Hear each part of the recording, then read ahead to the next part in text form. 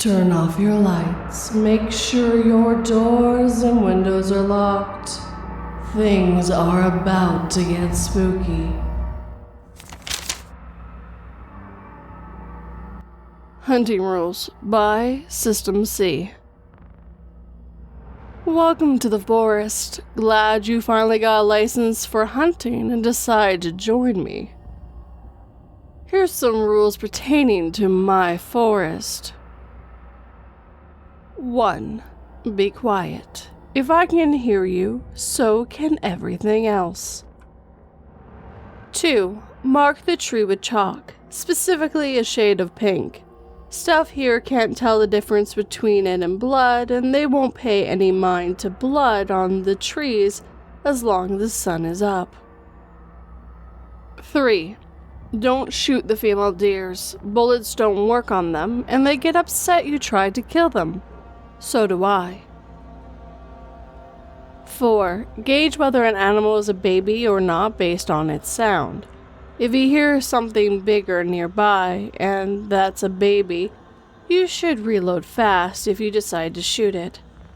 I've learned to just keep a second rifle on me, but feel free to try the trick. 5. Everything in the forest is free game because I own the acres it's on. Don't be afraid to shoot, it's all okay. They know hunters exist as hunters know they exist. 6. I know you brought your own food, but leave it at the car. I'd rather a doe not come up too close to us if she smells food. She'll assume you're the food. 7. You and I are the only humans hunting. See any other humans and you tell me without them knowing you saw them. I'll hound them. They can't hurt me. 8. At any point you find a buck, don't shoot until I see it too. While not hostile, those things are like police sirens when injured. We both shoot it and make sure it doesn't alert the whole forest. 9. Bullets don't work on me either. Hope you have a carving knife. 10. The forest has the occasional sunspot where flowers grow. You will find lizards or snakes sunbathing on rocks. Not both. If you see both, turn around and walk back the way you came. One of those things is not a lizard or a snake. And last time I checked, neither make a chirp sound. 11. The native birds are usually crows, ducks, and geese. It's easier to shoot the latter, but try not to shoot a crow. Those things generally will attack you if you even shoot at one. 12. I had a statue put in a while back. It's a statue of me, of course. When you see it, take a selfie. Make sure the camera recognizes only you and my stone face. Even a half second of detecting something else and you want to come find me. I don't want to lose another human. 13. When we're done, we need to remove all the chalk before sundown, as they know we were here and the crows that live here are both snitches and trackers. I prefer a crow not follow us home. But if one does, you drive, I'll shoot. They can't hurt me. I think that's everything, but if not, hopefully we just get a few animals and then we're done for the day. Come on, we're so excited for the hunt.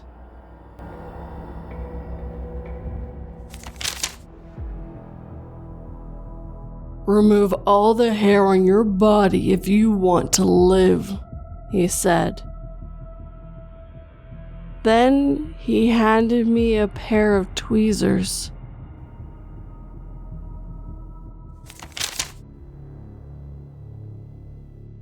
Sinking Feeling by Refrigerator North 663.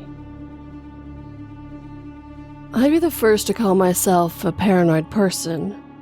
Not so much to be incapacitating or dangerous, but compared to most people's average level of it, mine was bumped up above the standard deviation of whatever units you measure that sort of thing in.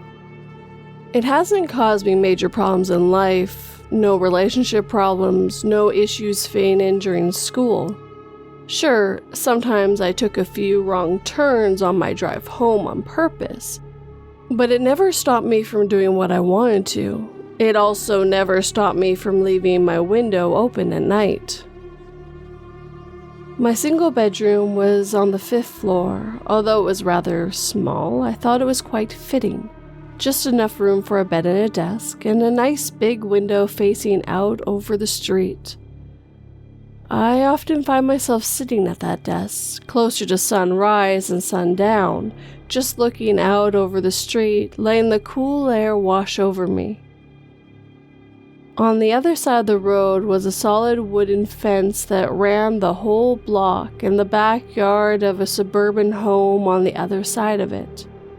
The image of the tan-looking fence, bathed by the single street lamp and the orange concrete siding on the street, is forever burned in my mind because it was so often the background through which I saw the world. It was a quiet street, and after midnight you could expect not to see another car until the early birds got up at 4. Which is the main reason I did a double take tonight.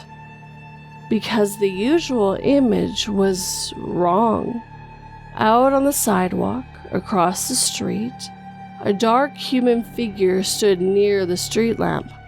My brain froze, momentarily in shock and terror. For a nanosecond, I was totally immobilized, and then the questions started to kick in. What is that? Who is that? What are they doing? How long have they been there? My last question was what stopped me. The human eye is designed primarily to detect motion, meaning I should have seen whoever it was there moving to the street lamp. Racking my brain, I found nothing, and worse, I had no unique recollection of the scene from outside my window from tonight at all.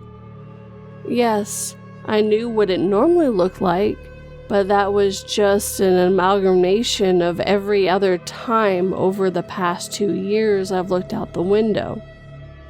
All those hundreds of images combined into one singular scene didn't help me at all, because it was wrong. There was no new entity on the scene now. The second thing about that question was the realization that it could have been standing there for a while. More than a while. Minutes maybe, 15, 20. It was close to 3 in the morning. God, he could have been standing there for over an hour by now. And doing what? By the looks of it, nothing. It had been maybe 10 seconds since I first laid eyes on it and ran through all the questions and thoughts. He was still standing there in the exact spot, motionless, but so was I. I sat at my desk, realizing I also hadn't moved yet. That gave me a sense of relief and a punch to the gut. Relief being that I hadn't drawn any attention to myself by staying up quickly and making noise or disturbance loud enough he could have noticed from down on the quiet street. Gut punch being something I had just told myself. The human eye is designed to detect motion. It's much easier to see something moving than something staying still. And it's not even close. Thank you, evolution, for that one.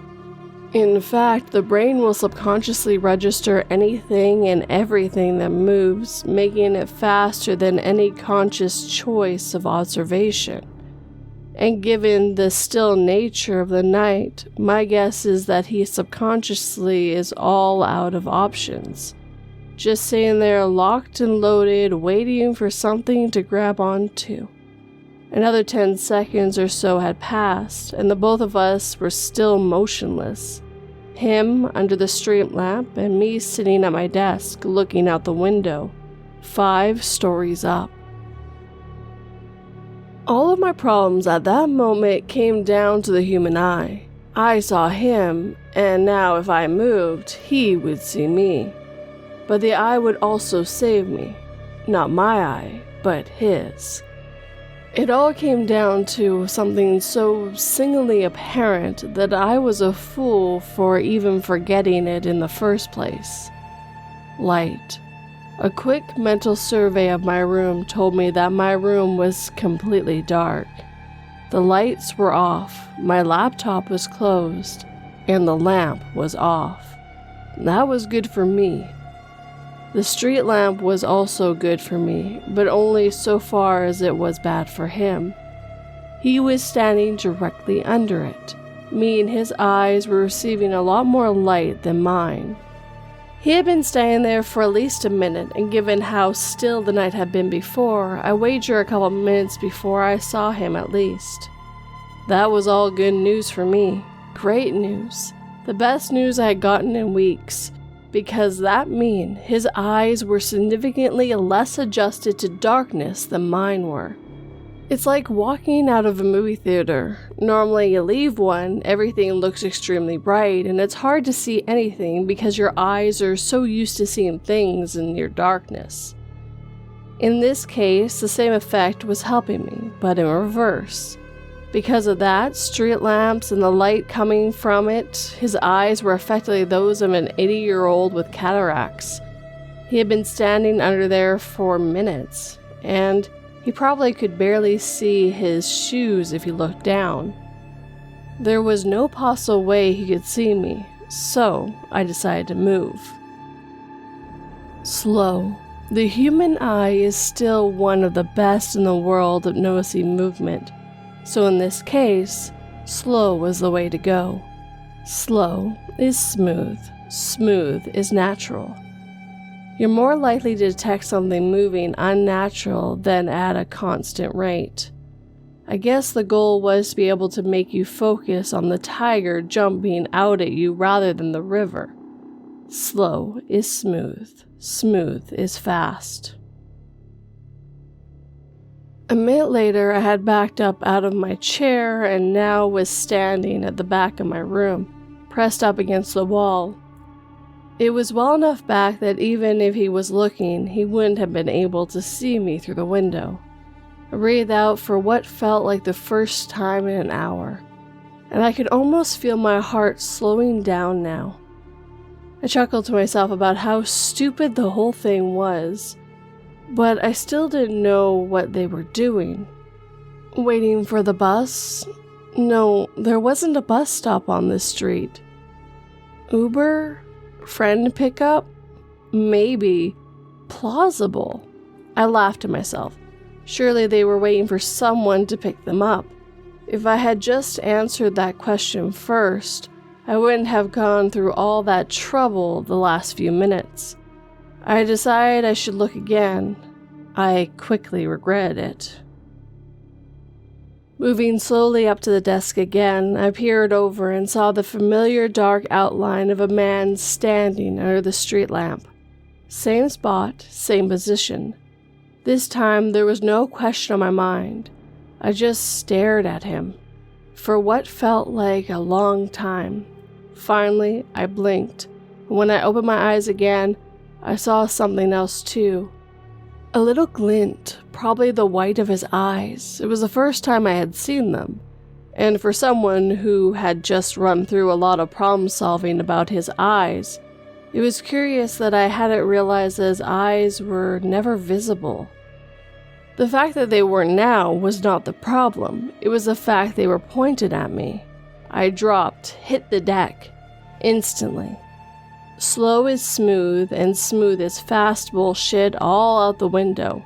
I practically slammed myself onto the ground with no subtlety. Now I was very afraid. I am getting that sinking feeling in my stomach now, and it's holding me to the ground, stopping me from getting up and looking back. That's when I started to type this all out. On my phone, I wrote down everything that just happened, and I'm glad I did. Very glad. Because I just heard a knock at the door.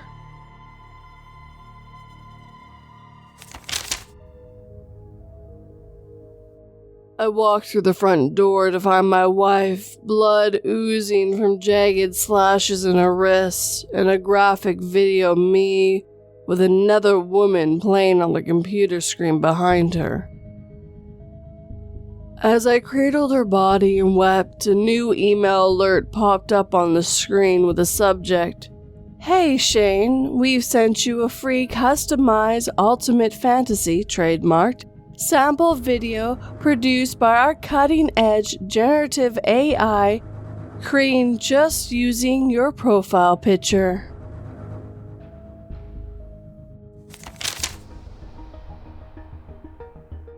For the past 14 days, I have been hunted by a monster, by NonToastedBread. My name is Lucian, and for the past 14 days, I have been chased by a monster. I should begin this by saying I'm not a good person, and I'm pretty sure I'm gonna die here. So, this is my confession. It all started around 3 weeks ago. I was low on cash and about to be evicted. Me and my friend Jesus, a fat guy with ADHD, who always seems to look on the bright side, were living in the bad part of town, so we're willing to do almost anything for a few bucks. We were planning on selling some of our stuff when one of our roommates came in. Will was a short, skinny guy, had long hair and a mustache, and always had on this stained blue hoodie. He told us that a rich old guy was moving in near us and that we could do a quick snatch and run, then pawn the items. We had all stolen before. For Jesus, it was games. For me, it was weed. And for Will, it was cash. We were not strangers to the idea, but also didn't want to jump to it. Jesus was the first to reject. "Come on, man, just 10 minutes in that house and we can pay off any of our debts and more." Will was enthused about this idea of his. What is there even worth grabbing? I couldn't help but question this, considering I didn't want to rob an old man for nothing. "He's some collector of artifacts and stuff. One of them archaeologists or whatever." Will seemed proud of himself for this fact. Me and Jesus looked at each other before nodding. We were all at the end of our lines, and Will had convinced us. On the night of the break-in, we pulled up to the house in my van. We all brought masks and gloves. I had also brought a gun just in case we run into something, but thinking about it now, what was the old man gonna attack us like some feral animal? We made it into the house after Jesus climbed the fence and locked the gate from inside. For being the heaviest, he was athletic. Will went in through a window and opened the door for us. We all started creeping around the guy's house, and contrary to what Will promised, there was nothing but talismans and notes. There was a few skeletons of animals around, but nothing worth big money. So we split up, all going in different directions. I was the one to come across it. In the side of the house was a leather-bound book with strange engravings on the front. It had jewels inlaid within the cover, and it was just sitting on a desk. Around the room were several notes hanging from the boards, all with strange symbols. I picked up the book, reading through it. One of the pages caught my eye. On it was the drawing of some sort of skinny creature with long arms and legs. Its head was some sort of deer skull. The writing seemed to be in Latin, and I tried mumbling the words out loud. I felt a prick from my finger and the book felt warmer. From the doorway, the old man shouted, "Stop!" But it was too late. I dropped the book in surprise and pulled out my revolver, shooting the old man twice, once in the chest and the other in the neck. I grabbed the book and ran, the realization of what I had done setting in. Jesus was already back over the fence, and Will dived out the window to get back to the car. I got in the driver's seat as Will entered in the back, and Jesus was in the passenger seat. I started driving. I was about to go when Will shouted that something had his leg. I turned around and saw Will with some sort of dark claw hand grasping around his ankle. I pulled out my revolver and shot. The bullet hit the hand, but pierced Will's leg. I started driving, and from the side mirror I could see something pulling itself from the ground. Then it started to run on all fours, this shambling mound of bones and rot. It was keeping pace with us. People saw us, people heard us. We had to keep moving, not to escape the law, but escape that thing. I drove all night. Jesus had checked his phone and our names were starting to spread. Will had used his belt and a pen to make a tourniquet for his wound. At some point, we lost track of that thing.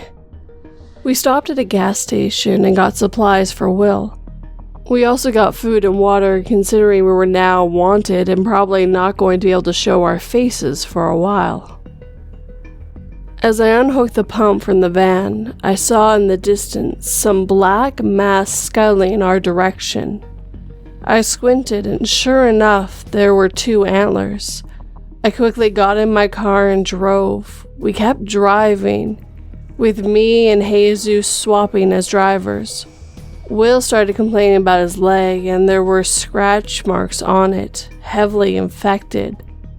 Black goop seeped out of the slashes, and I helped wash it out and wrap it up.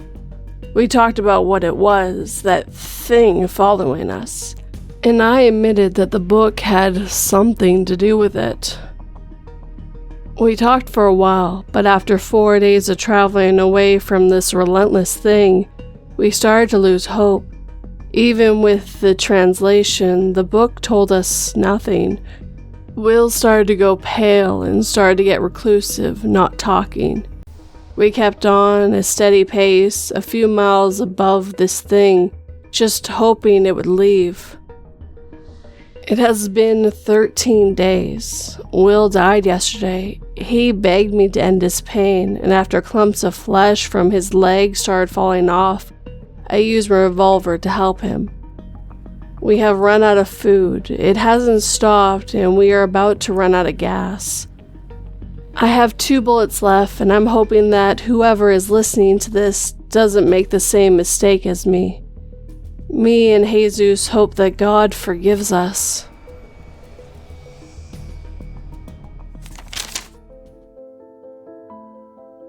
I think it's time we discuss the toxicity of this sub. If we don't surface and get fresh air, necrosis will start in our lungs and we'll all die over the next 8 hours. But if we do surface, we'll be exposing the rest of humanity to the virus we found in the depths.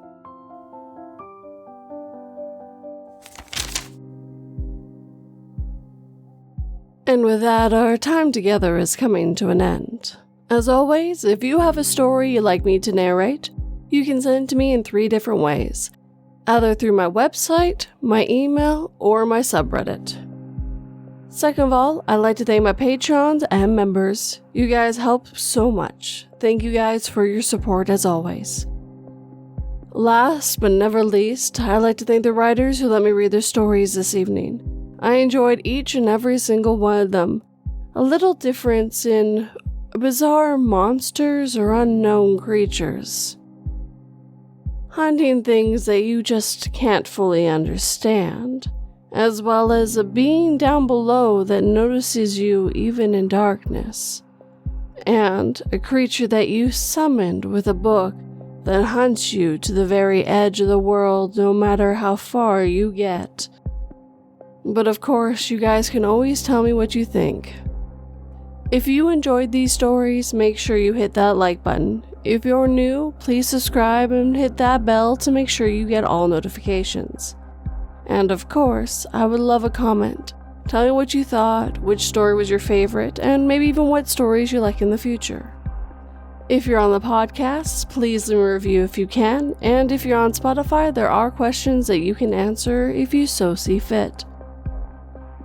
And if you'd like to help this podcast and channel grow, please share it with anyone who might enjoy it. It helps quite a bit, guys. And of course, like I mentioned before, if you'd like to help support this channel, I do have Patreon and memberships, as well as PayPal, Buy Me a Coffee, and Super Thanks on YouTube. All the links are down below, and none of this will be ever expected, but always appreciated, guys. But of course, I really just appreciate you guys watching and listening. It really means the world to me knowing that there's people who enjoy my narrations and the stories I find to bring to life for you guys. It always has meant the whole world to me. Sleep tight and don't let 42 bite.